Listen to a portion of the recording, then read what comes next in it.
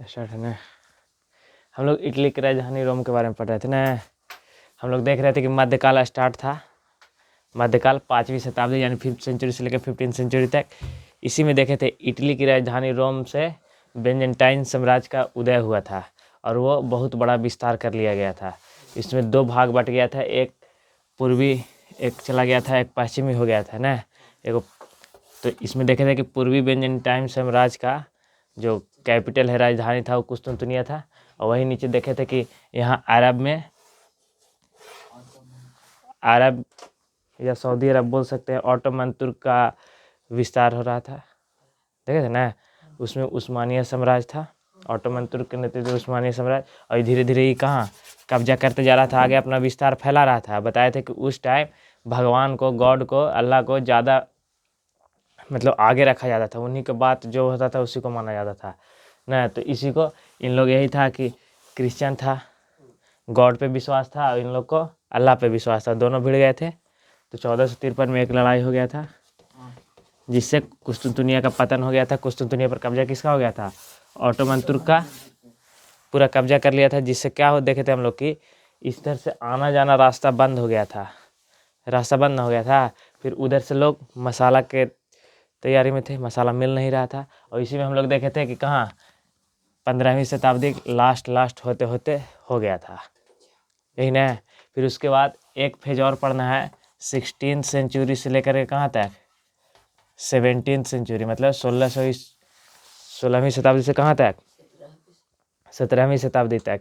तो इसमें पुनर्जागरण का फेज था। पुनर्जागरण मतलब फिर से जागना। सोया हुआ था इंसान, सोया हुआ ही न था।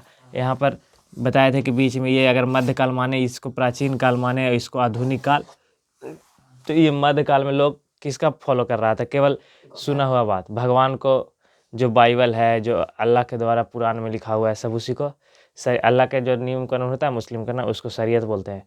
तो शरीयत को फॉलो कर रहा था, केवल जो कह दिया वही मानता था। इसमें कुछ नया सोचना नहीं था। नहीं, इसमें क्या था, मनुष्य एकदम तुच्छ प्राणी बना के रखा गया था कि जो ऊपर से आदेश रहेगा, भगवान का ऑर्डर जो रहेगा, उससे बड़ा कोई ही नहीं है। बताया था कि फ़ोटो खींचना तक मना था। फ़ोटो बनाना तक, खींचना कहाँ, बनाना ही नहीं तो कैमरा कोई बनाएगा? फिर अगर कोई इंसान हवाई जहाज़ भी बना लेता था तो कहे कि कोई बड़ा काम नहीं किया है, भगवान से नीचे ही है, गॉड से नीचे है ना। नीचे है कि कभी आंधी तूफान आ जाएगा तो ले नीचे आ जाएगा। बताए थे ना। इसमें कोई खोज खबर नहीं कर रहा था, कुछ भी नहीं, एकदम जैसा कहा वैसा सुनना है। अपना दिमाग नहीं लगाना है, अपना दिमाग लगाइएगा जहाँ गए। तो इसमें देखे थे कि जब कुस्तुनतुनिया का पतन हुआ तो सारे विद्वान लोग वापस कहाँ लौटे थे? पश्चिमी रोम लौट गए थे। और सारा अपना पुस्तक निकालने लगे कि लगता है ये सबसे कुछ होने वाला नहीं है। तो यही ना फिर से जागे। तो यही 16वीं 17वीं शताब्दी पुनर्जागरण का काल है। कौन सा जागरण काल है? पुनर्जागरण। मतलब फिर से लोग जागा, फिर से पढ़ाई करना स्टार्ट किया। पुनर्जागरण का मतलब कहा कि जितना पहले पुस्तक था सब उसी को पढ़ो और उसी को फॉलो करो। तो पढ़ने लगा लोग। तो पुनर्जागरण का फिर समझ में आ गया। तो अगर बताओ पुनर्जागरण में इसमें ईश्वर को वैल्यू देगा लोग? पुनर्जागरण में गॉड है कि ना है? सोच के बताओ। पुनर्जागरण जब फेज आया, फिर से लोग मध्यकालीन को ख़त्म करके 15वीं शताब्दी में मध्यकालीन ख़त्म हो गया है। तो 16वीं शताब्दी 17वीं शताब्दी के बीच के एज को पुनर्जागरण काल कहते हैं, जो कि फिर से जगा। तो जितना विद्वान लोग पुस्तक को पढ़ने लगा तो ये बताएगा गॉड है कि नहीं है। ये बताओ, कहेगा कि नहीं कहेगा? कहेगा कि गॉड है, भगवान है ना, लेकिन पुस्तक को पढ़ना है। इसमें भी कहेगा कि भगवान है, ठीक ना। फिर इसके बाद 17th सेंचुरी के बाद 18th आएगा। इसको अलग काल से बोला, प्रबोधन काल इसको बोला जाता है। कौन काल?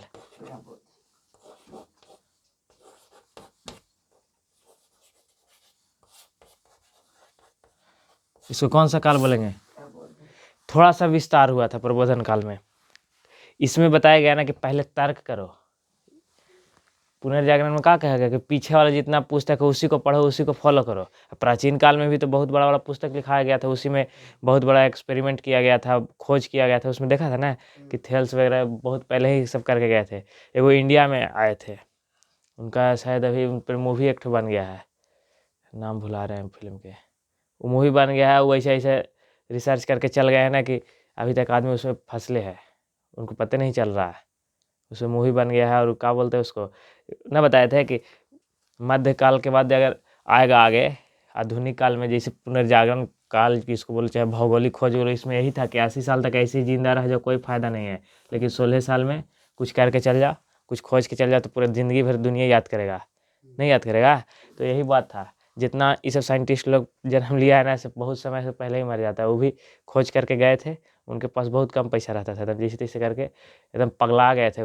मैथमेटिशियन थे, नाम ही भुला रहे हैं, वो बता देंगे फिर। मूवी है प्रबोधन काल में कहा गया कि पहले तर्क करो, फिर उसके बाद तर्क मतलब आपस में विचार करो, बात करो, उस पर निष्कर्ष निकालो, डिस्कस करो, और फिर उसके बाद प्रयोग करो। क्या करो? तर्क करो, प्रयोग करो, परीक्षण करो, और तब फिर निष्कर्ष पर आओ। प्रबोधन काल में ये कहा गया, समझ में आया? अब इसमें देखो, इसमें भगवान थे, इसमें भगवान रहेंगे कि न रहेंगे? इसमें भी हैं, लेकिन इसमें बताया गया कि भगवान घड़ी साज जैसा है। घड़ी साज समझता है? घड़ी बनाने वाला के नाम सुन ले है? वो आके हर घड़ी टाइम ऐसे करते रहता है कि घड़ी अपने अपने चलते रहता है, अपने अपने चलता है ना, नहीं चलता है। उसमें ज़्यादा छेड़छाड़ कीजिएगा तो टाइम गलत बता देगा। तो उसमें बताया गया ना कि प्रबोधन काल में कि भगवान हैं, वो कैसा है, घड़ी साज के जैसा है, कि एक बार सिस्टम बना करके चल गए हैं, ज़्यादा इसमें छेड़छाड़ नहीं करना है सिस्टम को, और उसी को जैसे बना के चल गए हैं वैसे चलते रहेगा। नहीं तो छेड़छाड़ जहाँ किए तो घड़ी कैसे बिगड़ जाता है, वैसे प्राकृतिक में असंतुलन हो जाएगा। तो असंतुलन होता है तो देखते कर रहा है कितना आता है, खतरनाक खतरनाक बीमारी आ जाएगा, महामारी आ जाता है, नहीं देखा? अब इसी एज में सबसे पहले मोनालिसा का पेंटिंग बनाया गया था, नाम सुना है ना? मोनालिसा का जब पेंटिंग बना था ना, जिधर से देखिए उधर से हंसते हुए समझ में आते थे वो, समझ में आया? तो अब जैसे प्रबोधन काल में आ गया लोग, तो इसमें एक ही चीज़ पर जोर दिया गया कि खोज करो, जितना रिसर्च करेगा उतने फ़ायदा। तो लोग कहते हैं इतना बड़ा सॉफ्टवेयर चढ़ गया ना कि हमको ज़िंदगी में कुछ करना ही नहीं है, केवल रिसर्च करना है, केवल खोज करना है। और जितना खोज कीजिएगा, जिसे नहीं बताएं कि अगर कम उम्र में खोज कर दिए तो आपको ज़िंदा रहना है, ज़्यादा दिन तक नहीं रहेगा ज़िंदा। 16 साल 20 साल में खोज करके चली जाइए आप, आपको ज़िंदगी, जैसे न्यूटन, कोई लगता है किसी का गोतिया? आइंस्टाइन कोई गोतिया है? नहीं, लेकिन हम लोग पढ़ रहे हैं कि ना पढ़ रहे हैं? एक बहुत सारा नाम आएगा, तो उन लोग को पढ़ रहे हैं कि नहीं पढ़ रहे हैं? लेकिन हम लोग के दो चार दस पीढ़ी हम बोल रहे हैं, 1 2 3 पीढ़ी तक जाइएगा, उसके बाद उधर नामे नहीं पता है। दादा तक सबके पता रहता है, पर दादा तक एंटीना हिले लगता है, उसके बाद गायब कर देगा, टावर नहीं धरता है।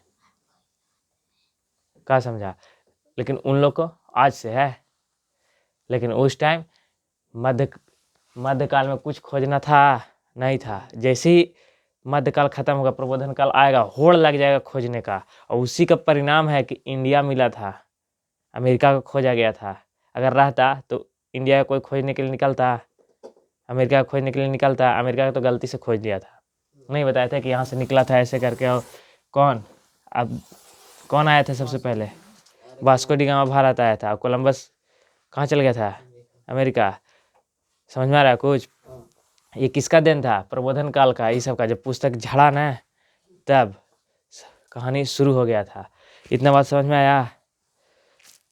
आजा।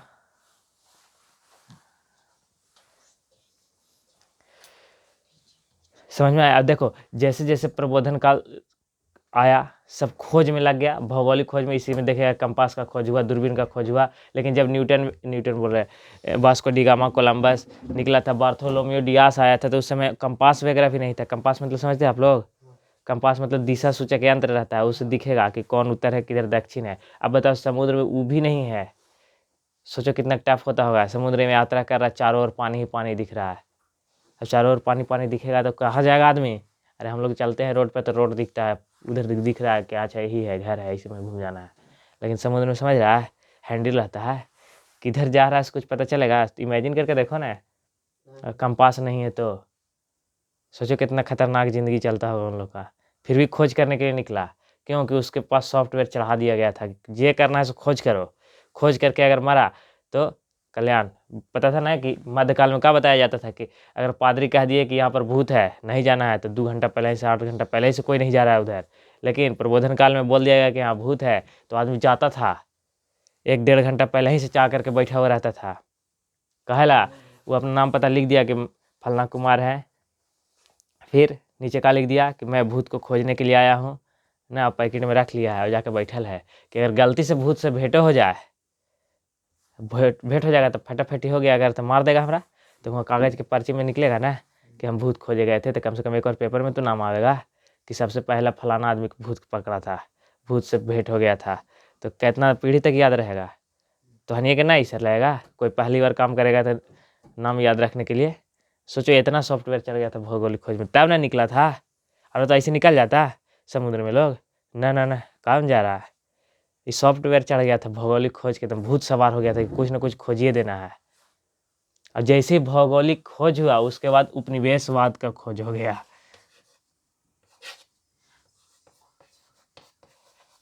उपनिवेश का मतलब समझ रहे हैं। लोग व्यापार जगह जगह खोजा, सब लोग इंडिया से व्यापार करने लगा कुस्तुनतुनिया के पतन के बाद समुद्री मार्ग से।